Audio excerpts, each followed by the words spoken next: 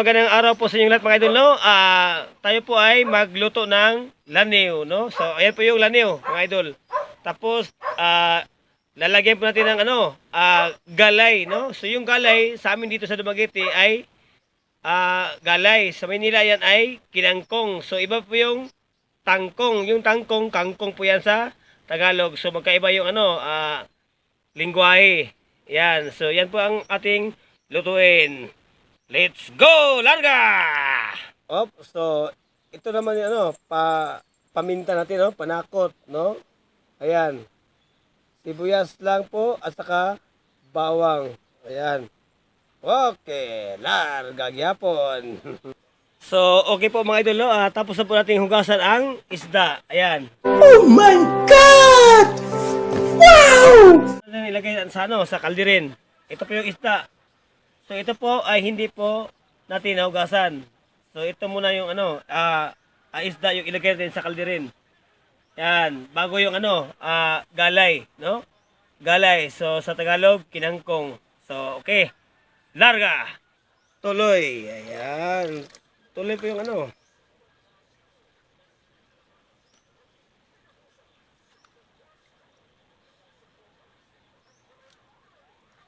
Ito po yung tinatawag natin paksiw, no? So, laniw po to sa sa Tagalog. Hindi sa Bisaya. So, sa Tagalog, iwan ko lang po. Oh, ayan. Nasa ilalim po yung panakot, no? Da. So, ayan po Hugasan po natin yung galay. Lalagyan po natin ng asin, ayan. So, konti lang po yung asin. Ayan po mga idol. Yan, bitsin.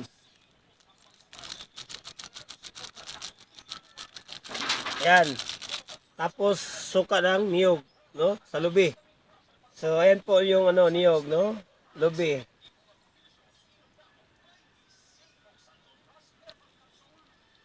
Yan. Ito po yung kinangkong mga idol. Ilagay po natin yan sa ibabaw ng isda, no? Para tawagin po natin dito sa Bisaya ay parang yung tinatawag nilang apan-apan, no? So, pag nagluto ka ng isda, pwede mo yung ilagay yung galay. Yan. Para magawa po siya ng apan-apan, no? So, doble na po yung doble po yung niloto mo. O, isa na po yung niloto mo, pero madoble. No, hindi ka na kailangan mag-apan-apan. Ilagay mo yan sa ibabaw po ng isda. So mamaya. Okay. So sa Bisaya pa, ato na ni siyang itakang sa tuang takangan. So ato na ning itakang larga, no? Pero larga naman sayang yung uling na bagol, no? Bagol po yung tawag sa amin dito, yung sa sa lubi. Ayan. Bagol.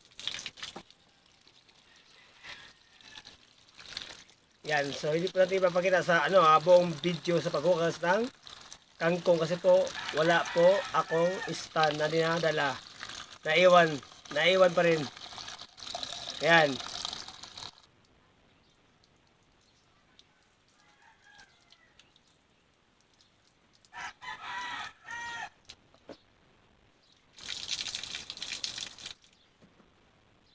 So last hugas. So, dalawang kamay na. So, ilagay mo natin yung cellphone. Para mabilis. Oops, ayan po. Ayan, kumukulo na po yung ating paksiw, no? Alam niyo po yung paksiw dito sa Bisaya, ang tawag ay inununan. Inununan. Yan, no? Para maintindihan po sa mga Tagalog, no? Mga Karaya, mga Bicolano, no? Mga taga Bicol, sa Karaya. So, marami po tayong lingwahe dito sa Pilipinas, no? Kaya po kahit na yung Tagalog po natin parang hindi maintindihan, makaintindi yung iba. Kasi po yung Tagalog, yung po yung national language sa Philippines, no? Philippine language po 'yan. Yan. Oh, yung paksiw. Oh, ha. So, ito na po mga idol, ilagay na po natin yung galay, no? Ulitin ko po, kinangkong po to sa Tagalog. Sa amin, galay. Larga bula! para naasperyahan po tayo mga idol. So, ayan ha. So, hindi po to wala po to sa karinderya. Ang lutong ito ay pangbahay lang po, no? Pangbahay. So, wala po sa karinderya tong ganitong luto. Yan. So, takip pa natin pangtakip. Saan yung pangtakip? Ito. Ayan, yan. Parang parang malit yung natin, no? Kaldirin. Yung kaldiro. Hindi to kaldiro. Kaldirin. Yan. Ops, dara, pastila, no? Yan po yung kinangkong, no? Yan. So, hindi lang po natin ipapakita na kumakain tayo dito sa Bangaos ko po. Doon lang sa downtown area kasi po nandun po yung dalawang aso ko sa downtown area. So, yan po. Ito po yung gagawin nyo. Subukan nyo. Masarap. No? Yan. Sidewalk, no? Sa North Street. No? Nice. Yeah.